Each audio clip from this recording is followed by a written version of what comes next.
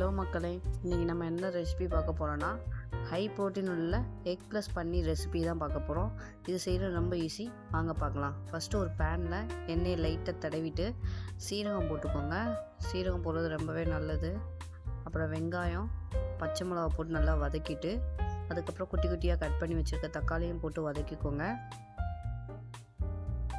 அது நல்லா வதங்கினதுக்கப்புறம் பன்னீர் இருக்கு இல்லையா, அதை வந்து பொடி பொடியாக உதிரி மாதிரி ஆக்கிட்டு அதை வந்து பேனில் போட்டுக்கோங்க. போட்டு அதையும் ஒரு 2 நிமிஷம் கிண்டி விடுங்க. நல்லா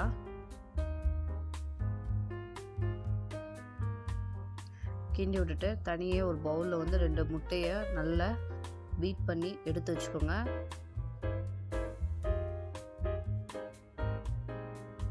அந்த முட்டையிலேயே கொஞ்சோண்டு சால்ட்டும் பெப்பரும் சேர்த்து நல்லா பீட் பண்ணிக்கோங்க.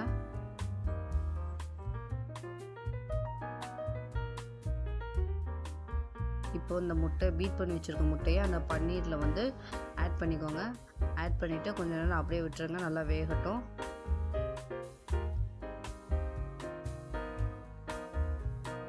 வெந்ததுக்கப்புறம் அப்படியே நல்லா கிண்டி விட்டு பொரியல் மாதிரி எடுத்திங்கன்னா ஹை ப்ரோட்டீன் எக் பன்னீர் ரெடி.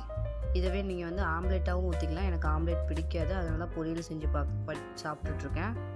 ஓகே ஃப்ரெண்ட்ஸ், இந்த வீடியோ பிடிச்சிருந்துச்சுன்னா லைக் பண்ணுங்கள், ஷேர் பண்ணுங்கள், மறக்காமல் என்னோடய சேனல் சப்ஸ்கிரைப் பண்ணி வச்சுக்கோங்க. அப்போ தான் இதே மாதிரியான வீடியோஸ் உங்களுக்கு வந்துக்கிட்டே இருக்கும். ஓகே ஃப்ரெண்ட்ஸ், பாய்.